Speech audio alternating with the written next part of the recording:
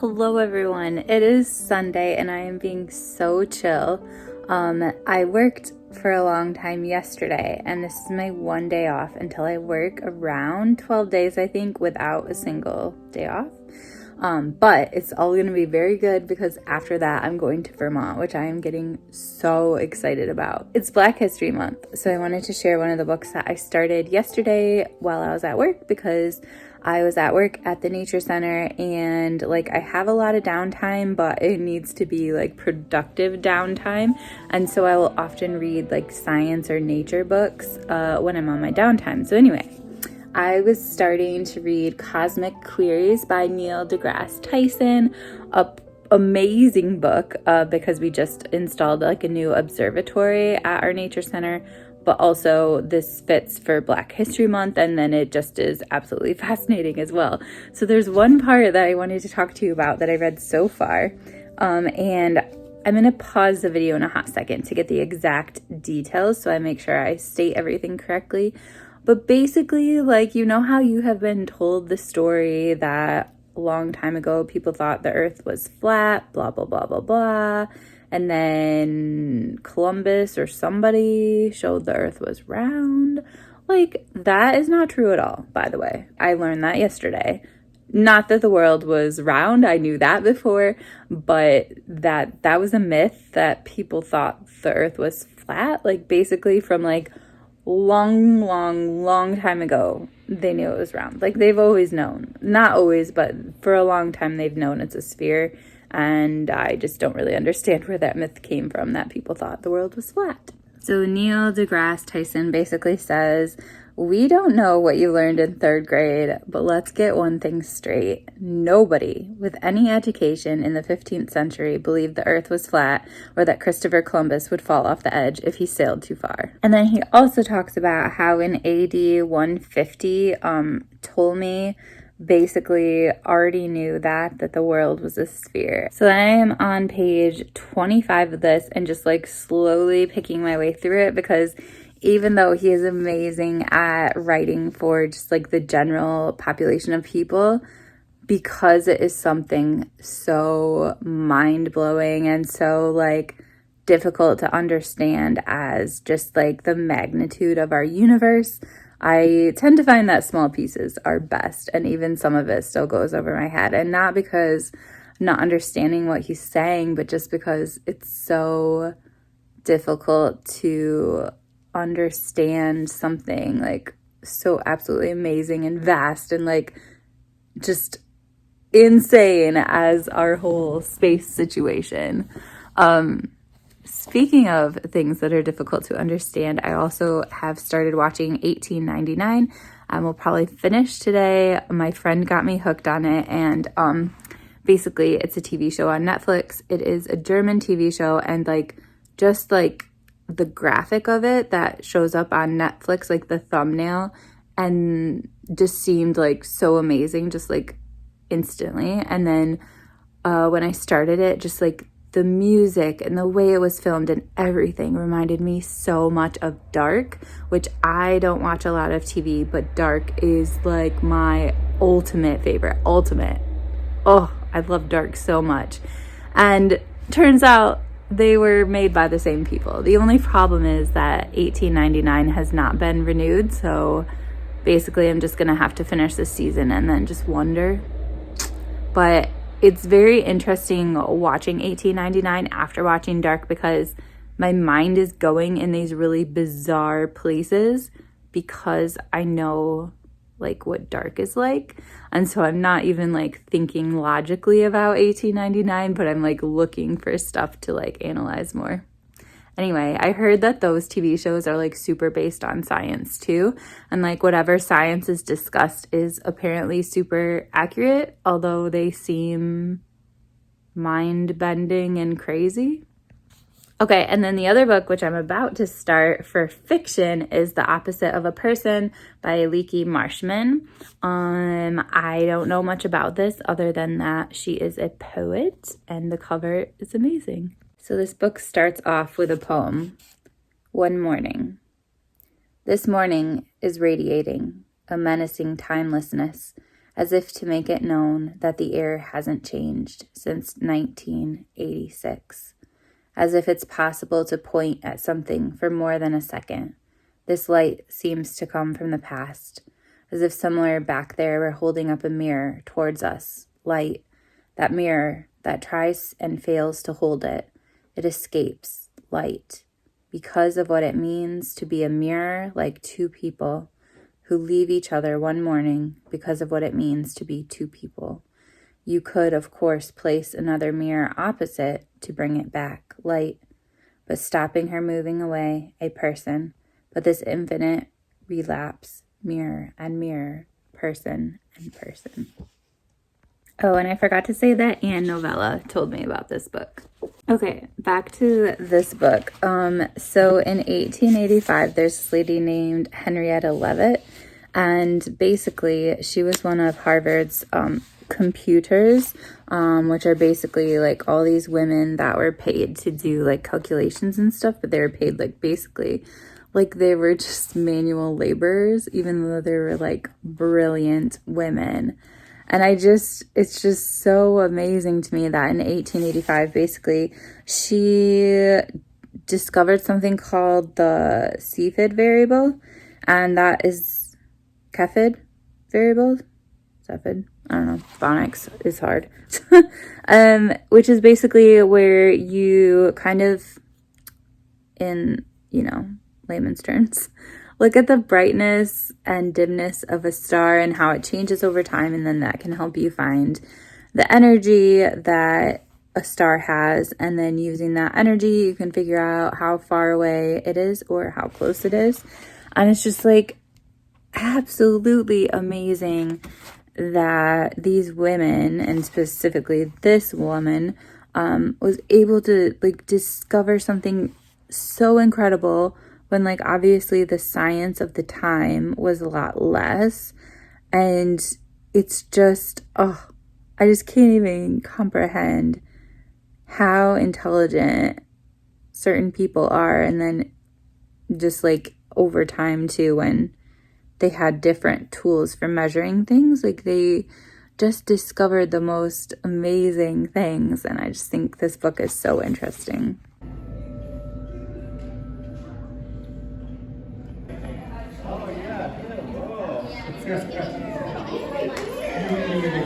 Today is full of adulting. I am currently waiting for my financial guy to come meet me at school so we can talk about my finances. Basically, I give him money and he does stuff with it for me. So we meet once a year, or we did before COVID, just to talk about how things are going. So we're gonna meet again. And I also dropped off my taxes on Friday, and the lady has been emailing me with questions today. So I'm hoping they will be done by the end of today, just because I want to know, do I owe money? Am I getting money? Like, tell me the situation.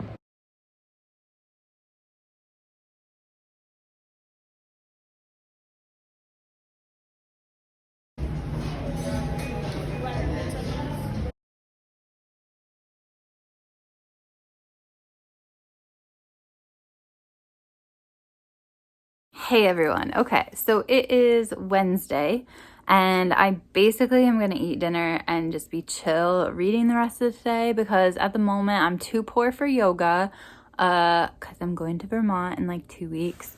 And also I have some books that I want to catch up on. I want to read a section of The Priory of the Orange Tree.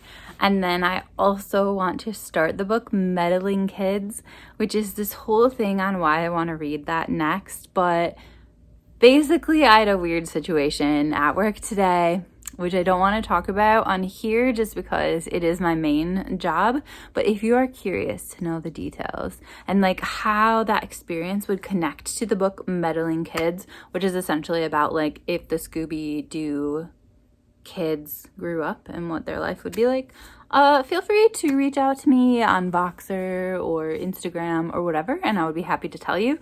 I feel weird if I share on here. Anyway, okay, so the book that I read was The Opposite of a Person by Lieke Marsman. I think that's how you say her name. And then it's translated by Sophie Collins. So first of all, this cover is absolutely beautiful. I did take notes on it in my journal because I am hoping to just keep track of what I'm reading more, and I think that I remember better when I take notes. And I am going to put a picture there pretty soon from my new sticker printer. But anyway, okay, so basically I loved this book straight from the beginning. But to quickly talk about where the title comes from, basically the main character, she overhears this or maybe she didn't overhear, but her mom had this conversation once where she was watching the news and she was basically like people are so evil or something like that. And so our main character, whose name is Ida or something that starts with an I. It is Ida. Okay. So our main character, Ida, overhears her mom say this, or it was present. Maybe her mom said it to her, whatever. And she's like, well, I don't want to be evil, so I'm going to be the opposite of a person. And for like a short time, she tries to do everything the opposite of like what a person would do. She does the opposite because she wants to be good, not evil. So that's where the title comes from. But anyway, this story is kind of like, I would say like stream of consciousness for a lot of the time, but it also mixes different genres. And so there's like interviews in there, and trying to think what else, like just like kind of notes that you might take on something and stuff like that. So it is multiple genres, sometimes essays, sometimes stream of consciousness, whatever. Pretty philosophical. So I would definitely call it a thinky women book. And I also forgot to say, sorry, I'm all over the place because of what happened today, but I also forgot to say that it was Anne Novella who initially told me about this book. Anyway, so the reason I connected to the main character right away was basically because she had this saying in there about how she feels. Did I write it down? I oscillate between, on the one hand, wanting to participate more actively in society, and on the other hand, wanting to shut that society out completely. Like, yes, like 100%. Like, she totally has that introvert vibe of, like, I guess I don't always feel like I'm super balanced, so sometimes I'm, like, super hanging out with people and then super just, like, doing nothing. And so I think in the summer it might be more balanced, the back and forth. But anyway, yeah, I just deeply connected to her. And then there was some talk about sexuality as well, because Ida identifies as a lesbian. And there was some discussion of like, why do we call people lesbian, like if they're not actively having sex in the moment, and just how that one identity like kind of overpowers all their other identities. And my wondering, let me know what you think. My wondering basically was like, I wonder if because you belong to like a minority population and people have basically othered you for so long, and then now people have kind of reclaimed some of the things that people have like labeled them as, and they're like, yeah, like I am lesbian and I'm proud of it and all this stuff. If that's why it's such a huge part of their identity, because other people had it be a huge part of their identity, like they labeled them and they defined them using that as an important aspect of who the person was, and then now they're kind of reclaiming it, and so it's equally as important, only this time it's them saying it's important. And I don't know, I was just kind of curious about that, because they kind of the author was talking about that at some point. And then finally there are some parts that were really, really funny. So there was one part, and I'm not gonna like spoil it and tell you what actually happened, just in case you want to read it, although like I said, this book is kind of there's not very much plot in it. But there's one part where the main character, when she's younger, is in bed, and she like moves in her bed, and there's like what she thinks are 2 eggs like on her sheets, and she is like what is this? Like, I just laid some eggs. And she basically thinks that even though she's not bleeding, she feels that she started her period, and that's why she's like laying eggs. And then it's just like hilarious because she says like basically like nothing else happened for about another month, and then about a month later like it happened again. And so that's just what she's thinking. And then like the actual like where these things came from and whatever, just like I was just dying because I could totally like picture it. And yeah, it just made it so much like more visual, I guess, when she actually tells you like what it was, because I'm sure you've been there and you know, and you could picture it as well. So anyway, so that's the book that I read yesterday, and now I'm going to balance reading The Priory of the Orange Tree, which I want to get through a section tonight, with Meddling Kids, which I'm just into because I just got into this spooky vibe, and the situation at work turned into this whole conversation in which I was at work an hour later than I normally stay, and basically should have been a conversation like over wine or something. And then it morphed into this conversation of Scooby-Doo, and then Scooby-Doo made me think of Meddling Kids. So that's the whole situation. But details are on Instagram and VOXER if you would like to ask for them. Okay, I'll talk to you guys soon. Hey everyone. Okay, so I thought I would wrap up this video by just chatting about all the books that I have like going. Like I'm partially through all these. And so the one that I most is like highest on my priority list, I guess, is Priory of the Orange Tree. So we have one more week of school and then we have a week off, and I would like to finish this before I go on vacation. So basically I think we have 2 sections left, and I'm going to read one section today and then one section sometime before next Friday, and then I'll be done. I am liking this, but I don't think I'm going to be one of the 5-star people for sure. And I'm reading this, by the way, with Andy Hart's books on Instagram, and like she has been pulling me along. It's been really fun to read with her. So there is that. My workbook that I have going on. So I have been working at the Nature Center quite a bit in an attempt to save up for my Vermont trip. However, I'm working next weekend every single day. So basically like I have been working for, let's see, 12 days total straight before I get a day off. Yeah. Okay. Anyway, so if I don't have a lot going on, you're supposed to like plan programs and stuff, but I don't work there enough to plan programs. So I will just read and educate myself so that I could lead programs in the future. And the book that I'm reading at work in my downtime is Cosmic Queries.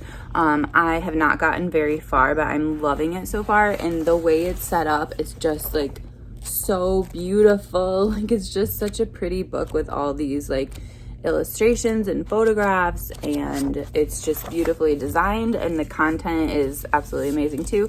It's by Neil deGrasse Tyson, who is brilliant and really good at just making stuff accessible to the general public.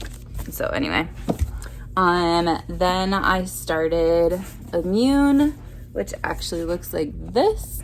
And I've just kind of paused on it for absolutely no reason. So that's something I would like to kind of work through as well. At the beginning of the year, I was really good at just having one fiction, one nonfiction book going at a time. And now I have all these that I'm like partially through.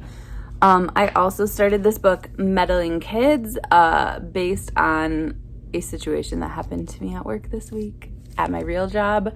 And so I hope to continue that and see what that is about. It's basically like, what about if the Scooby-Doo kids grew up? Like, what would their lives be like? And the characters are not actually named the same names as Scooby-Doo, but it's kind of like that idea was like made into this book essentially. So they all have different names, but it's basically 4 kids and a dog who used to solve mysteries as teenagers and are now grown-up people, and what their lives are like. And essentially where I am right now. So one of their last mysteries was basically this haunted house, and they found this guy that was haunting the house like in a fake way, like he was dressed up in a costume trying to scare people. And so they kind of like tackled him, it sounds like, and got him arrested. Well, now he's out of prison, and like one of the kids, who's now a grown person, like confronts him about it and basically says like, I know that it wasn't you doing all that in the house. Like, yeah, you were trying to fake haunt it, but like there is something going on and it wasn't you. And so they are considering going back as adults to figure out what's actually going on with that house, because they feel that it wasn't the guy. The guy was just like this added like act almost, but evil is in the house. So anyway, obviously they are going to go back, right? Because you wouldn't just consider something and then just like, oh, never mind, we decided not to, but here's the rest of the book. Okay, and then the other thing that I wanted to share with you that's not a book. So about 2 weeks ago now, I did this 90s thing where I reread, or I planned to reread a whole bunch of books from my childhood from the 90s, like chapter books I loved as a kid, and I wanted to see if they held up now that I'm an adult. And it didn't really go as planned, because I think I've just had a slow reading bit the past few weeks, like the past month almost, where I've just really not been reading very much. But I did reread one book. But anyway, one of the books that was on my plan to reread was like those scary stories to tell in the dark, or I don't remember. Anyway, so in Googling them at my library, I actually found a DVD that's like about the history of them. So it's called Scary Stories, and it's the story of the books that frightened a generation. Explore the history of one of the most controversial works of modern children's literature, the best-selling classic Scary Stories to Tell in the Dark, which scared a generation of young readers and became one of the most banned books of modern times. Scary Stories creates both the ultimate celebration and dissertation of this iconic piece of horror literature, featuring more than 40 interviews from family members of author, I can't speak today, I just woke up, author Elvin Schwartz, to fellow children's book horror authors like R.L. Stein from Goosebumps met him, sat next to his nephew and his son, and Q.L. Pierce. This documentary also explores various times in which the books were banned or targeted by parent and religious groups as satanic or otherwise too macabre for young children. So I would like to get to that this week as well. I think that would be really fun. And I do plan to revisit my 90s thing that I did probably in March, because March is both Dowie-thon, which I am all for 100%. Like, I already have a stack of books, and middle grade March. So I think that I might do both and do another like 90s week where I hopefully read more than what I did. Anyway, the weather here in Michigan is getting super nice. Like, it's way too early for spring, but it's kind of feeling like spring. It is in the 40s and sunny for basically the whole next week. But then on Friday next week, it goes down to like 23 again. So I'm hoping that the weather will be nice when I'm in Vermont. I kind of doubt it. It's like far north and always freezing. But anyway, I hope you guys have an amazing week. Thanks for catching up with me through this vlog. And yeah, I'm excited to see what you guys read this week as well.